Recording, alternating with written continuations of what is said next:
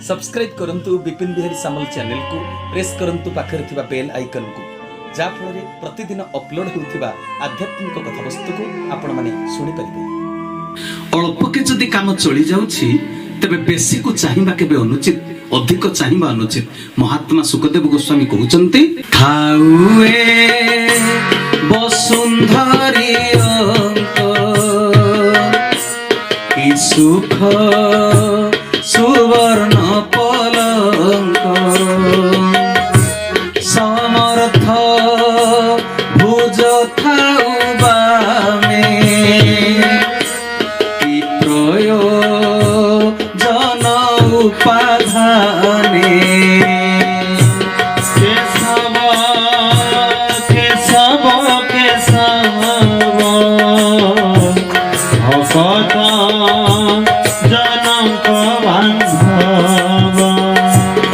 माँ माटीर स्नेहमयी अंक प्रदेश थाउ थाउ सुवर्ण पलंकर की आवश्यक अछि।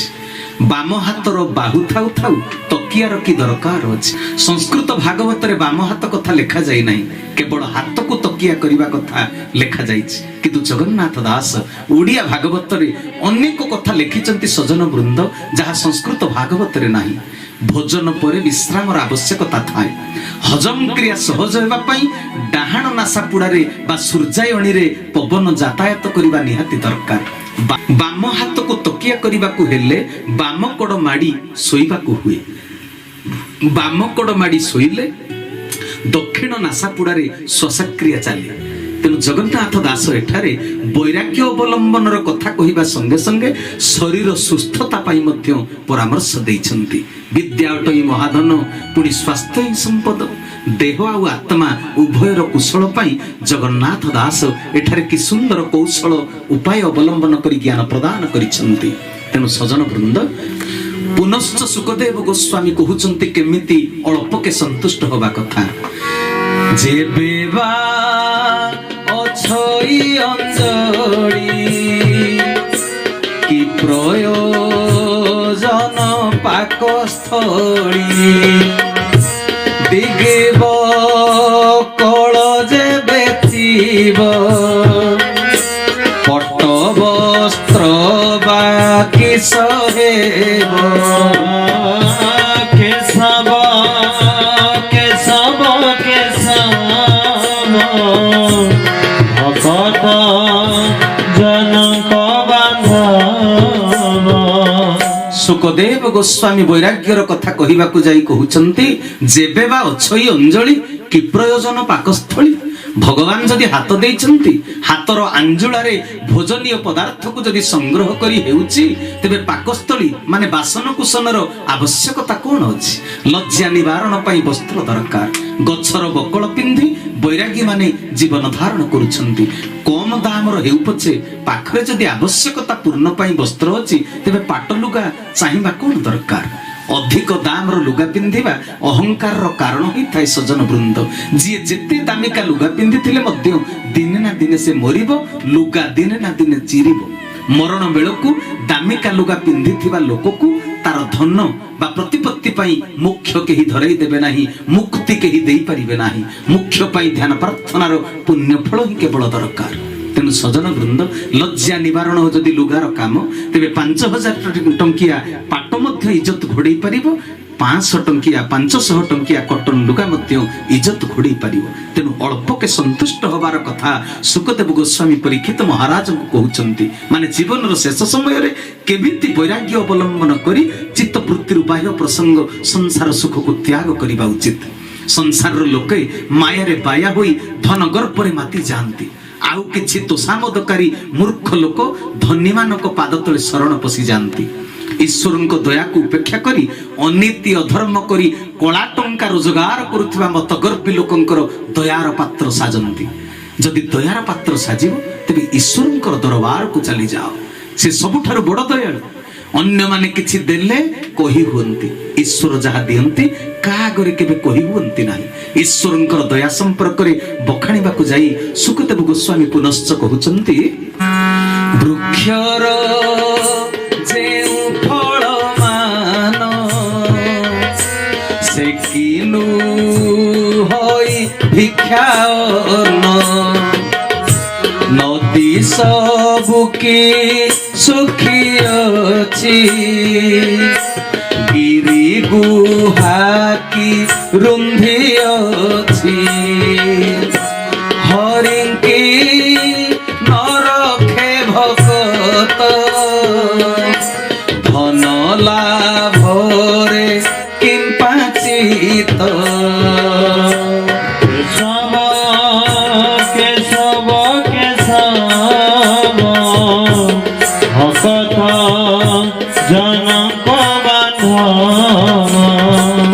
ମହାତ୍ମା ସୁଖଦେବ ଗୋସ୍ୱାମୀ କହୁଛନ୍ତି ହେ ରାଜା ପରୀକ୍ଷିତ ଈଶ୍ୱର କେଡ଼େ ଦୟାଳୁ ସତେ ତାଙ୍କ ସୃଷ୍ଟିରେ ପରୋପକାରୀ ବୃକ୍ଷକୁ ସେ ଜନ୍ମ ଦେଇଛନ୍ତି ବୃକ୍ଷ ଏ ମାନବ ସମାଜକୁ ପତ୍ର ପୁଷ୍ପ ଫଳ ପ୍ରଦାନ କରୁଛନ୍ତି ପ୍ରତି ବଦଳରେ କିଛି ମଣିଷ ଠାରୁ ସେ ଗ୍ରହଣ କରୁନାହାନ୍ତି ଏହା କ'ଣ ଭିକ୍ଷା ନୁହେଁ ଏହା କ'ଣ ଈଶ୍ୱରଙ୍କର ଭିକ୍ଷା ନୁହେଁ ପ୍ରକୃତି ନିକଟରେ ଭିକାରୀ ସାହାଜ ଈଶ୍ୱରଙ୍କ ନିକଟରେ ଭିକାରୀ ସାହାଜ ସେ ଦାନର ପ୍ରତିଦାନ ଆଶା କେବେ କରନ୍ତି ନାହିଁ ପାଣି ପାଇଁ ନଦୀ ସୃଷ୍ଟି କରିଛନ୍ତି ଈଶ୍ୱର ଆଶ୍ରୟ ନେବା ପାଇଁ ଗୁମ୍ଫା ସୃଷ୍ଟି କରିଛନ୍ତି ଈଶ୍ୱର ଭକ୍ତକୁ ସୁରକ୍ଷିତ ରଖିବା ପାଇଁ ଈଶ୍ୱର ସମସ୍ତ ପ୍ରକାର ଏ ସୃଷ୍ଟିରେ ବ୍ୟବସ୍ଥା କରିଦେଇଛନ୍ତି କୌଣସି ପ୍ରକାର ଅଭାବ ରଖିନାହାନ୍ତି ଈଶ୍ୱର ତେବେ କୁହନ୍ତୁ ନା ଆମେ କାହା ପାଖରେ ଶରଣ ପଶିବା ଦରକାର ମୃତ୍ୟୁ ବେଳକୁ ଶେଷ ସମୟ ବେଳକୁ ତେଣୁ ଯେତିକି ମିଳୁଛି ସେତିକିରେ ସନ୍ତୁଷ୍ଟ ରହି ଈଶ୍ୱରଙ୍କୁ ଚିନ୍ତନ କର ପ୍ରତି ମୁହୂର୍ତ୍ତ ତାଙ୍କୁ କୃତଜ୍ଞତା ଜଣାଅ ଜୀବନର ଶେଷ ସମୟରେ କାମରେ ନ ଆସୁଥିବା ଧନ କଥା କାହିଁକି ଚିନ୍ତା କରିବ ସାଧାରଣ ମଣିଷର ଶରଣାପନ୍ନ ନ ହୋଇ ଅନନ୍ତ ଅସୀମ କୃପାମୟ ଭଗବାନଙ୍କର ଶରଣାପନ୍ନ ହେଇଯାଅ ସଂସାର ବୈତରଣୀରେ ପଡ଼ି ଯାତନା ଯନ୍ତ୍ରଣା ଦେଉଥିବା ସମ୍ପର୍କୀୟଙ୍କ କଥା ଚିନ୍ତା ନ କରି ମଙ୍ଗଳମୟ ଭଗବାନଙ୍କୁ ଚିନ୍ତନ କରିବା ଉଚିତ ଯେଉଁମାନେ ପରମାତ୍ମାଙ୍କର ସର୍ବବ୍ୟାପକ ସତ୍ତାକୁ ଧ୍ୟାନରେ ଆଣିପାରୁନାହାନ୍ତି ସେମାନେ ପ୍ରଭୁଙ୍କର ଅବତାର ଗ୍ରହଣ କରିଥିବା ସ୍ଥୂଳ ରୂପକୁ ଧ୍ୟାନ କରିବା ଉଚିତ କାରଣ ସାଙ୍ଗେ ସାଙ୍ଗେ ନିରାକାର ସତ୍ତାରେ ମନ ବିଲୀନ ହୋଇପାରିବ ନାହିଁ ନିରାକାରକୁ ଚିନ୍ତନ କରିପାରିବ ନାହିଁ ତେଣୁ ପ୍ରାଥମିକ ଅବସ୍ଥାରେ ତପସ୍ୟାରେ ସିଦ୍ଧି ଅର୍ଜନ କରିବା ପରେ ଋଷି ମହର୍ଷି ମାନେ ଯେଉଁ ଚତୁର୍ଥା ମୂର୍ତ୍ତି ରୂପ ଦର୍ଶନ କରିଛନ୍ତି ନିଜେ ଦର୍ଶନ କଲା ପରେ ଜଗତବାସୀଙ୍କ ପାଇଁ ଶାସ୍ତ୍ର ପୁରାଣରେ ସେ ରୂପର ଯେଉଁ ବର୍ଣ୍ଣନା ଦେଇଛନ୍ତି ଏବଂ ସେ ରୂପକୁ ଚିତ୍ରକର ଦ୍ୱାରା ଯେମିତି ଚିତ୍ରିତ କରାଯାଇଛି ସେଇ ଚିତ୍ର ପ୍ରତିମାକୁ ପରମାତ୍ମାଙ୍କ ସ୍ଥୂଳ ରୂପ ଭାବନା କରି ଧ୍ୟାନ କରିବା ଉଚିତ ଧାରଣା କରିବା ଉଚିତ ସାଧନାର ଏହା ହେଉଛି ପ୍ରାରମ୍ଭିକ ପର୍ଯ୍ୟାୟ ଗୋସ୍ୱାମୀ ସୁଖଦେଶ ପୁନଶ୍ଚ କହୁଛନ୍ତି ସୁଖଦେବ ଗୋସ୍ୱାମୀ ପ୍ରାଦେଶ ମାତ୍ର ରୂପ ଧରି ବିଜୟ ପ୍ରଭୁ ନରହରି ସୂକ୍ଷ୍ମ ସ୍ୱରୂପ ରୂପ ତାର ଶୁଣ ସାନନ୍ଦେ ପୁରୁବୀର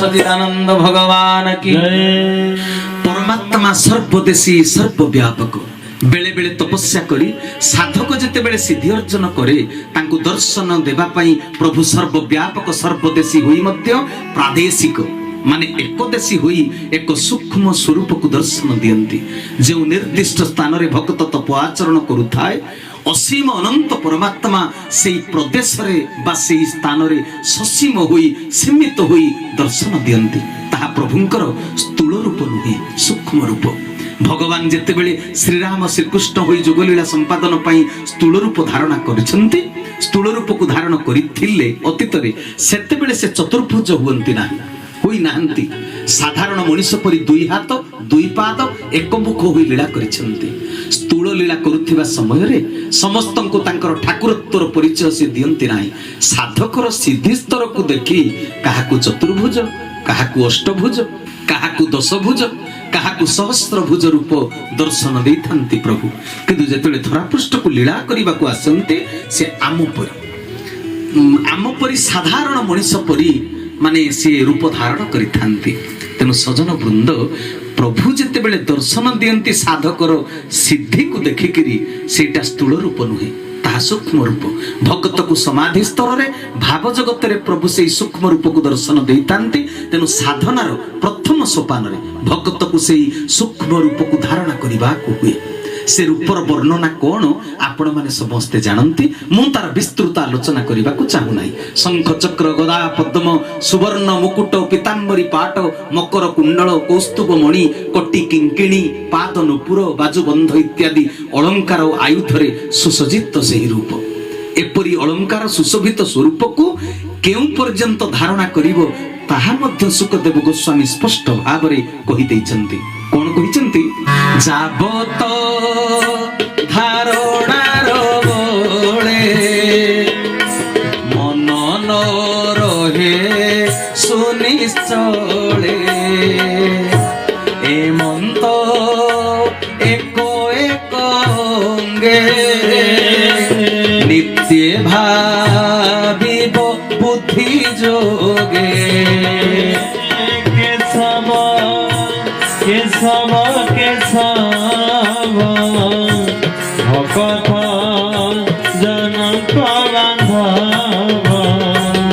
सुखदेव गोस्वामी कहउचंती प्रभुंकर से सूक्ष्म स्वरूप को बा चतुर्धा मूर्ति रूप को पर्यंत दर्शन रे धारणा करिवो जे पर्यंत मन गोटिए केंद्र रे स्थिर होई न जाईछि अनेक रु मन जे पर्यंत एक रूप रे स्थिर होई न जाईछि से पर्यंत परमात्मांकर अलंकार भूषित शरीर को धारणा करिबा को पड़िबो एक कथा कहउचंती सुखदेव गोस्वामी परीक्षित महाराज को केवल परीक्षित को नुहे समग्र मानव समाज को एक कथा से कहउचंती आकार रु निराकार स्थिति को जीवा पई एहा होची प्रारंभिक साधना परमात्मांकर स्थूल विग्रह गोटिए गोटिए अंग को प्रभुंकर आमे जो फोटो चित्र रे देखिचंती प्रभुंकर गोटिए गोटिए अंग को धारणा रे आनिबा को हेबो प्रभुंकर क्षमानुकंपाधर श्रीपाद पद्म ठारू भुवन मोहन सुप्रसन्न मुखमंडल पर्यंत गोटी गोटी करी प्रत्येक अंगरे चित्त को निबद्ध करबा को पड़िबो गोटी अंगरे मन स्थिर रखिबा परे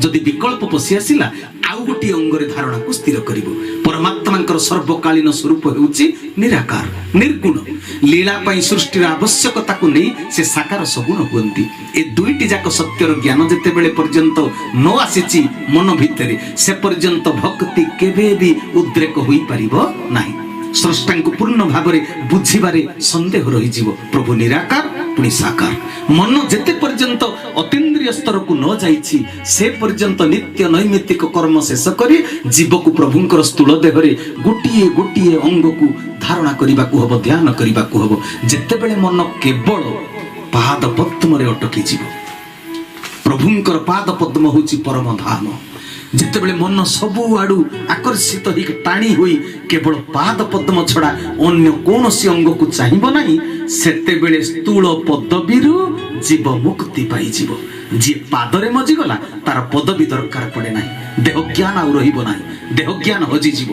तापर ठारू आउ एक प्रकार साधना आरंभ हेई जाय सेते बेले जीव निज शरीर प्रदेश रे परमात्मा को ठाब करी सारी थिबो तेनु सुखदेव गोस्वामी कहउचंती जाबो तो विष्णु निज देह न देखी तत्पर उदय ताबो तो स्थूल रूप चिंती चित्ते स्मरिब नीति नीति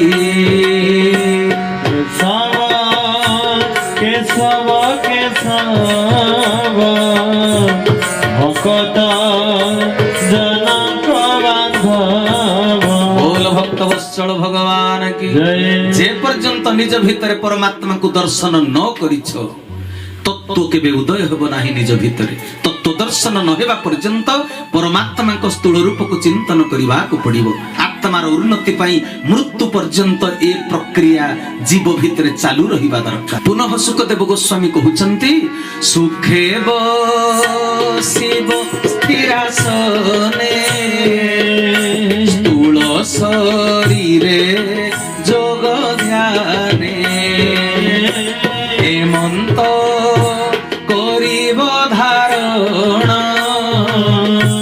जाबत न घटे मरण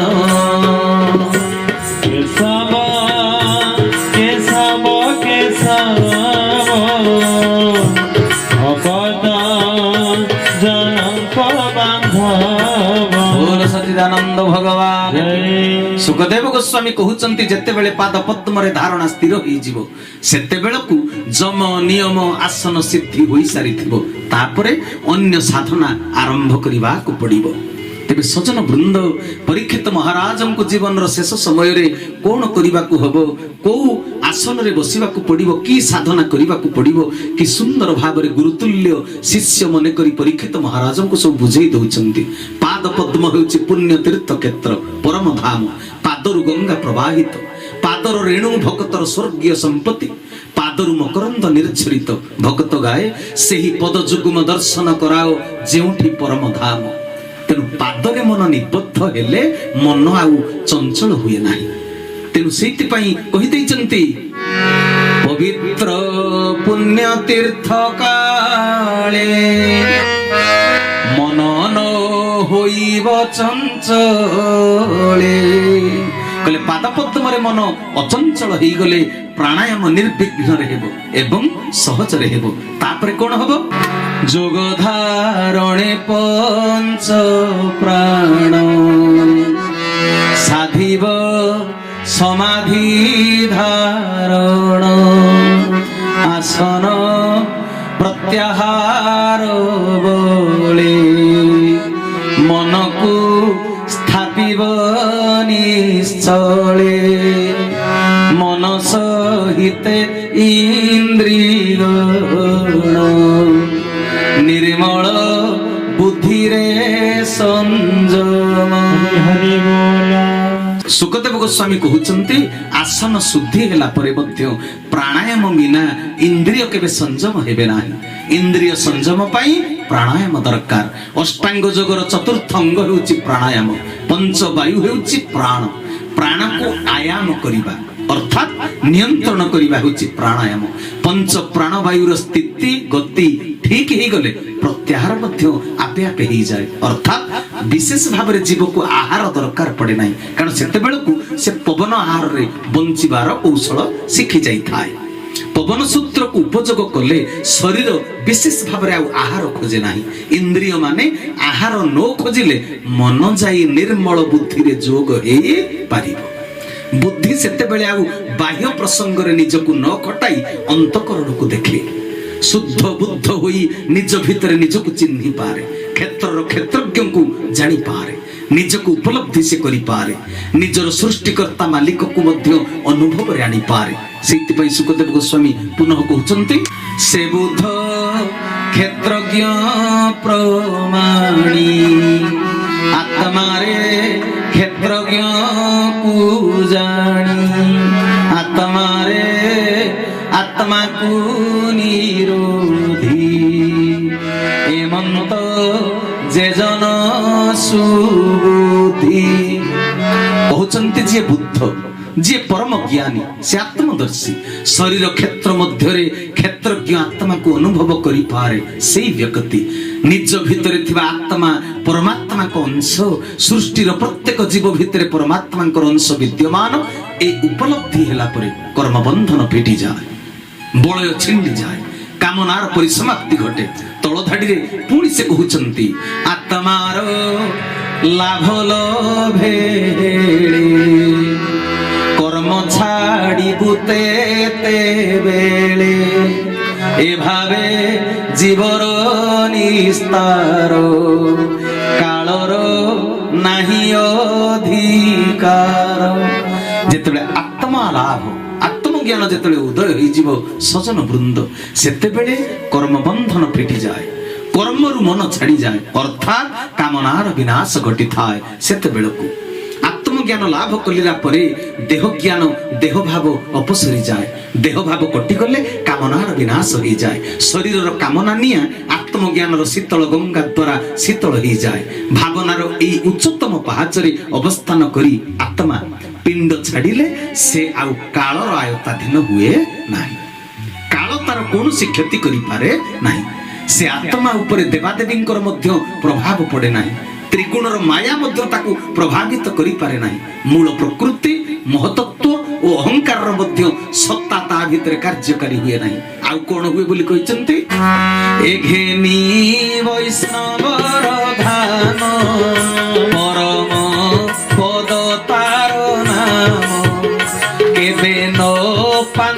ଯାହା ଚିନ୍ତି ନ ଜାଣୁ କହନ୍ତି କେଶବ କେଶବ କେଶବ ଭକତ ଜନକ ବାନ୍ଧବ। ବିଷ୍ଣୁକୁ ଚିନ୍ତା କରି କରି ଜୀବ ବୈଷ୍ଣବର ପରିଚୟ ଯେତେବେଳେ ବହନ କରେ, କାରଣ ପ୍ରଭୁଙ୍କର ପରମ ଧାମ ପାଦପଦ୍ମ ଛଡା ସେ ଆଉ ଅନ୍ୟ କାହାକୁ ନଜର ଦିଏ ନାହିଁ। ନିର୍ବାଣ ଧାମ ଶ୍ରୀପାଦ ପଦ୍ମ ଛଡା ଆଉ କାହାକୁ ଆତ୍ମଜ୍ଞାନୀ ସ୍ୱୀକାର କରନ୍ତି ନାହିଁ। ଉଦାତ୍ତ କଣ୍ଠରେ ଯୋଗୀମାନେ କହନ୍ତି ଯେ ଆମେ ଭଗବାନଙ୍କ ଛଡା ଆଉ କିଛି ନ ଜାଣୁ, ଆଉ କିଛି ନ ଜାଣୁ। ଆମର କାହାକୁ ଆଉ ଜାଣିବା ଦରକାର ପଡେ ନାହିଁ, ଆମର କେହି ବି ଦରକାର ନାହିଁ। ଯଦି ପରମାତ୍ମା ନିଜର ହେଇଗଲେ, ପରମାତ୍ମାଙ୍କ ପ୍ରେମରେ ଯଦି ତଲ୍ଲୀନ ହେଇଗଲି, ଏ ଅନୁଭବ ମୋ ଭିତରେ ଆସିଲା, ମୋର ଆଉ କାହାର ପ୍ରିୟା ପ୍ରୀତି ଦରକାର ନାହିଁ। ଭଗବାନଙ୍କ ବ୍ୟତୀତ ଯିଏ ଆଉ କିଛି ଜାଣିବାକୁ ଇଚ୍ଛା କରେ ନାହିଁ, ତାର ଅନ୍ତଃକରଣ ସମ୍ପୂର୍ଣ୍ଣ ଶୁଦ୍ଧ ହୋଇଯାଏ। ତା ଭିତରୁ ରାଗ ଦ୍ୱେଷ କଟିଯାଏ। ମୃତ୍ୟୁ ବେଳକୁ ଏପରି ନିର୍ମଳ ନିର୍ବିକାର ନ ହେଲେ ପରମଗତି କେବେ ହେଇପାରିବ ନାହିଁ। ରାଗ ଦ୍ୱେଷ କଟିଗଲେ ଦୁଷ୍ଟାମି ଆଉ ରହେ ନାହିଁ, ମନ ଆଉ ଦୁଷ୍ଟାମି କରିପାରେ ନାହିଁ, ମନ ସ୍ଥିର ହେଇଯାଏ। ସାରା ଜଗତ ଏକାତ୍ମ ଭାବରେ ପରିଦୃଶ୍ୟ ହୁଏ।